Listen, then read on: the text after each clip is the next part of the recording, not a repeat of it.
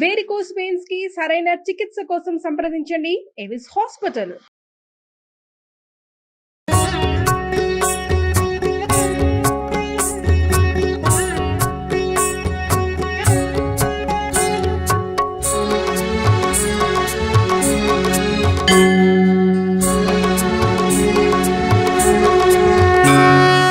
నమస్కారం, నేను గీతాంజలి. ఎంతో చక్కగా మనం వినాయక వ్రతాన్ని ఆచరిస్తూ ఉంటాం కదా, వినాయక చవితి రోజున.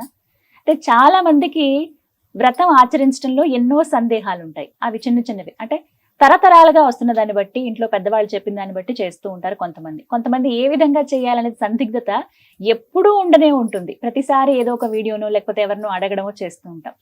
ఇది ఆలోచించి నాకు అనిపించింది, అందరికీ అర్థమయ్యే విధంగా, అందరికీ తెలిసే విధంగా ఆచమనం గురించి కావచ్చు, వ్రతం ఏ విధంగా చేసుకోవాలని కానీ, సంకల్పం చెప్పుకునే విధానం, ఎటువంటి అష్టోత్తరాన్ని స్వామికి చదవాలని కానీ, ఎలాంటి ప్రసాదాలు పెట్టాలి, ఇలా ఎన్నో సందేహాలు ఎప్పటికీ ఉంటాయి కదా. అవన్నీ నివృత్తి చేయడంలో భాగంగా కొన్ని వీడియోస్ ప్రత్యేకంగా మీకోసం అంటూ అందిస్తే బాగుంటుంది అనిపించింది. ఆ బొజ్జగనపయ్యలు ఆలస్యం చేయకుండా ఏర్పాట్లన్నీ చకచకా చేసుకున్నాము. మీకు ఇవాల్టి వీడియోలో నేను వివరించబోయేది ప్రత్యేకంగా ఆచమనం అసలు ఏ విధంగా చేసుకోవాలి, అలాగే సంకల్పం ఏ విధంగా చెప్పుకోవాలి, వీటి గురించి వివరించేందుకు ప్రస్తుతం మనతో పాటు ఉన్నారు ప్రముఖ జ్యోతిష్యులు బ్రహ్మశ్రీ నందిబట్ల శ్రీహరి శర్మ గురువు గారు. వారితో మాట్లాడి వినాయక వ్రతంలో ఉండేటువంటి సందేహాలను నివృత్తి చేసుకుందాం. గురువు గారు నమస్కారం అండి. వాగర్థావివ సంపృక్తౌ వాగర్థ ప్రతిపత్తయే జగదః పితరౌ వందే పార్వతీ పరమేశ్వరౌ. సదాశివ సమారంభాం శంకరాచార్య మధ్యమాం అస్మదాచార్య పర్యంతం వందే గురు పరంపరాం. ఆదిత్యాయ చ సోమాయ మంగళాయ బుధాయ చ గురు శుక్ర శనిభ్యశ్చ రాహవే కేతవే నమః. శృంగేరి జగద్గురు పీఠాధిపతులకి, కంచి పీఠాధిపతులకి నమస్కారములు తెలియజేసుకుంటూ కార్యక్రమాన్ని ప్రారంభిద్దాం.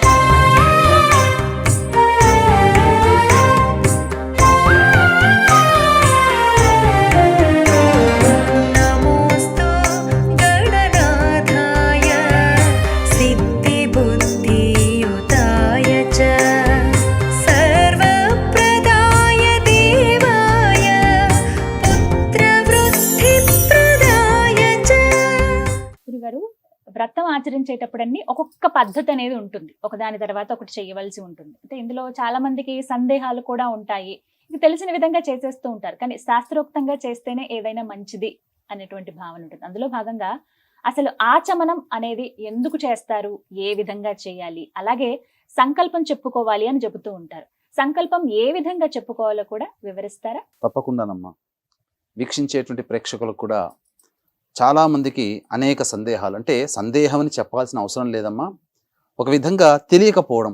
పూజా విధానానికి సంబంధించినటువంటి ఆ పూజా ద్రవ్యాలు, వినాయకుని ప్రతిమ, ఇలా ఏ దేవుని పూజ చేసుకున్నట్టయితే ఆ దేవునికి సంబంధించినటువంటి విధి విధానంగా శాస్త్ర ప్రకారంగా ఏ సామాన్లు తెచ్చుకోవాలి అన్నీ చక్కగా భక్తిగా తెచ్చుకుంటారు.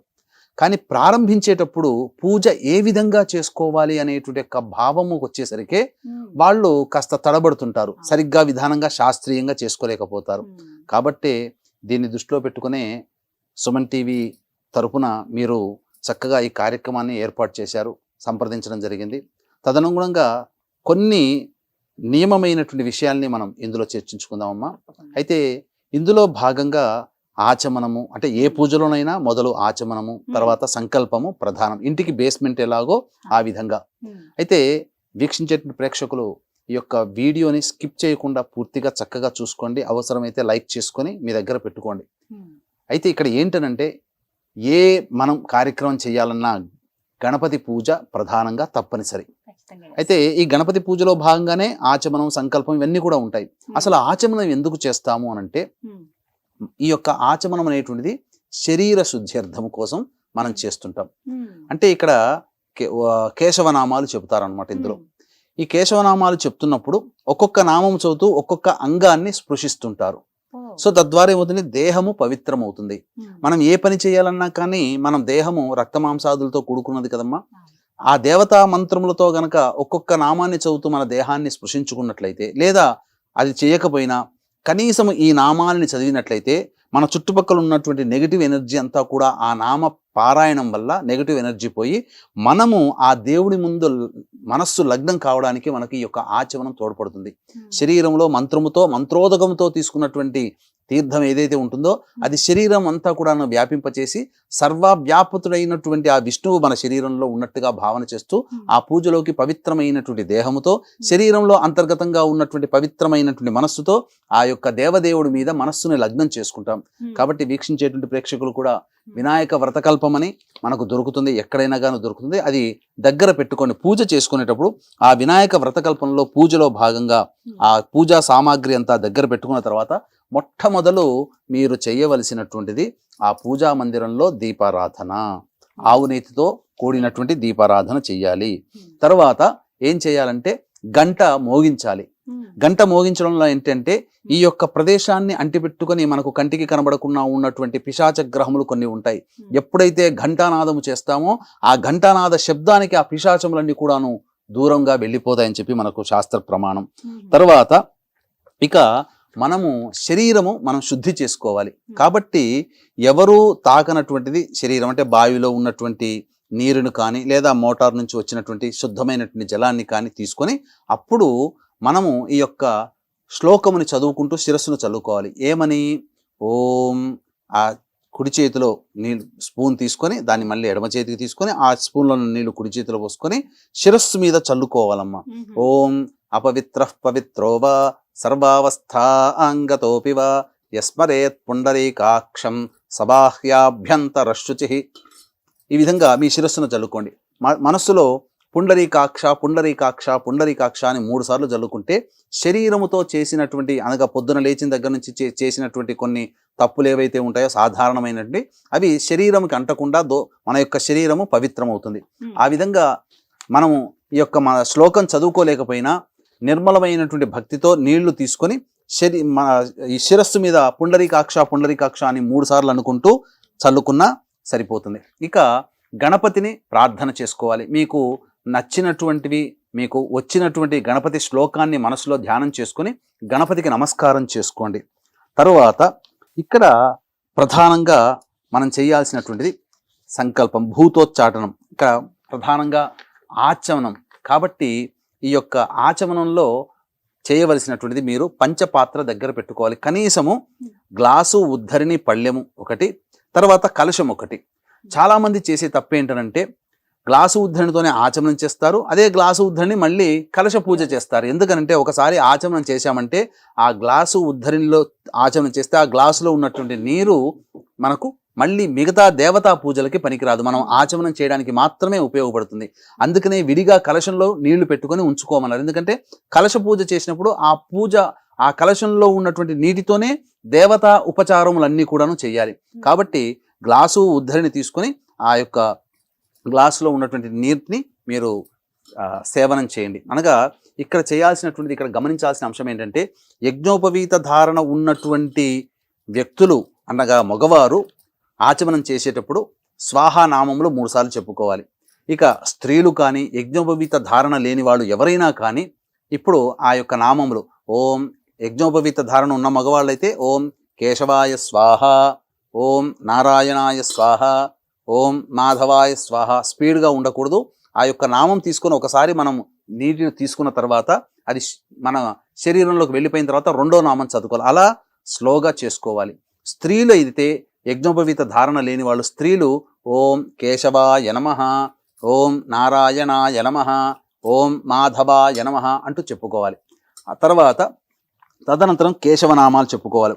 ఓం విష్ణవే నమః, ఓం మధుసూదనాయ నమః, ఓం త్రివిక్రమాయ నమః, ఓం వామనాయ నమః, ఓం శ్రీధరాయ నమః, ఓం హృషికేశాయ నమః, ఓం పద్మనాభాయ నమః, ఓం దామోదరాయ నమః, ఓం సంకర్షణాయ నమః, ఓం వాసుదేవాయ నమః, ఓం ప్రద్యుమ్నాయ నమః, ఓం అనిరుద్ధాయ నమః, ఓం పురుషోత్తమాయ నమః, ఓం అధోక్షజాయ నమః, ఓం నారసింహాయ నమః, ఓం అచ్యుతాయ నమః, ఓం జనార్దనాయ నమః, ఓం ఉపేంద్రాయ నమః, ఓం హరయే నమః, ఓం శ్రీకృష్ణాయ నమః, ఓం శ్రీకృష్ణ పరబ్రహ్మణే నమో నమః అనేటువంటి యొక్క నామాల్ని మనం చేసుకోవాలి. తర్వాత భూతోచ్చాటనం చేయాలి. భూతోచ్చాటనం చేసేటప్పుడు మనము చెప్పవలసినటువంటి శ్లోకం ఏంటంటే, మనము అక్షితలు తీసుకోండమ్మా. మీరు అక్షితలు తీసుకొని ఈ యొక్క ముక్కు దగ్గర వాసన చూసినట్టుగా ఉండి ఈ యొక్క భూతోచ్చాటనంలో ఓం ఉత్తిష్టంతు భూత విశాచాః ఏతే భూమి భారకాః ఏతేషామ విరోధేన బ్రహ్మకర్మ సమారభేత్ అంటూ ఆ యొక్క వాసన అక్షితల వాసన చూసి ఎడమ వైపున వేసుకోవాలి. పురుషుడు చేస్తున్నట్టయితే పక్కన భార్య ఉంటుంది కాబట్టి భార్యకి మొత్తం కూడా ఎడమ వైపున ఆ యొక్క అక్షితలు వేయాలి. అంటే ఈ భూతోచ్చాటనం అంటే ఈ యొక్క ప్రదేశాన్ని ఆవహించుకొని కొన్ని పిశాచ గణములు అనేటువంటి ఉంటాయి. ఈ భూతోచ్చాటన ఎప్పుడైతే మనం ఈ యొక్క శ్లోకంతో చేసి అక్షితలు వెనక్కి వేస్తామో మనకు వెనక నుంచి అయినా కానీ ముందర నుంచి అయినా కానీ కీడు తలపెట్టేటువంటి అనగా విఘ్నములు కలగజేసేటువంటి స్థితిలో ఏ యొక్క పిశాచ గణములు కూడా మన దగ్గరికి ఉండవని మనకు శాస్త్రం. ఇక తరువాత ప్రాణాయామం చెయ్యాలి. ప్రాణాయామం చేసేటప్పుడు ఈ యొక్క ప్రాణాయామ మంత్రం ఉంటుంది, చూసుకోవచ్చు. ఓం భూ, ఇలా మనకు మొదలుగా ఎడమ వైపు నుంచి గాలి పీల్చుకొని కుడి నాసికాన్ని మూసుకొని ఈ విధంగా మనకు ఎంత శక్తి మేర వస్తే అంత శక్తి మేర మనము ఆ యొక్క గాలిని పీల్చుకొని అక్కడ కుంభింప చేయాలి. చేసుకున్న తర్వాత అప్పుడు ఈ శ్లోకం ఓం భూ ఓం భువః ఓం సువః ఓం మహః ఓం జనః ఓం తపః ఓం సత్యం ఓం తత్సవితుర్వరేణ్యం భర్గో దేవస్య ధీమహి ధియో యో నః ప్రచోదయాత్ ఓమాపో జ్యోతిరసోమృతం బ్రహ్మభూర్భువస్సు వరోం అనుకుంటూ ఆ యొక్క మనం ఎడమ నాసిక నుంచి పీల్చుకున్నాం కదా, అప్పుడు కుడి నాసిక నుంచి మెల్లగా వదలాలి. మళ్ళీ తర్వాత మళ్ళీ ఎడమ నాసికను మూసివేసి కుడి నాసికతో మళ్ళీ గాలి పీల్చి మళ్ళీ ఇదే విధంగా చేసి మళ్ళీ ఈ యొక్క ఎడమ నాసికతో గాలిని వదలాలి. ఈ విధంగా చేసినట్లయితే శరీరములో దేవతాశక్తి ప్రవేశం చేసి మనస్సు నిర్మలమైపోయి స్వస్థత చేకూరుతుంది. దైవం మీద లగ్నం చేయడానికి మనస్సు శరీరము ఏకమై దైవం మీద లగ్నం చేయడానికి మనకు ఆధారభూతమవుతుంది. ఇక ప్రధానంగా ఇప్పుడు చెప్పుకోదగినటువంటిది సంకల్పమమ్మ. ఈ సంకల్పమే ప్రధానం. ఇంటికి బేస్మెంట్ ఎలాగో సంకల్పం అటువంటిది. ఈ సంకల్పంలోనే మనము సంబోధింపజేసే మన సంకల్పం ఏదైతే ఉంటుందో మన జీవితంలో భవిష్యత్తులో ఎలా ఉండాలి, మన కోరిక ఏంటో తెలియచేసేటువంటి ఈ యొక్క మెసెంజర్ లాంటిది ఈ యొక్క సంకల్పం అనేటువంటిది. భగవంతునికి తెలియచేసే మెసెంజర్ లాంటిదే ఈ యొక్క సంకల్పం. అంటే మన కోరికను అప్పుడు కోరికను చెప్పుకునేటప్పుడు ఈ యొక్క సంబంధించినటువంటి తిథివార నక్షత్ర యోగ కరణాలకు సంబంధించినటువంటివన్నీ కూడాను ఆ సంకల్పంలో వస్తాయి. కాబట్టి ఇక్కడ ఏం చెప్పుకోవాలంటే ఓం మమ అనుకోవాలి అందరూ కూడా.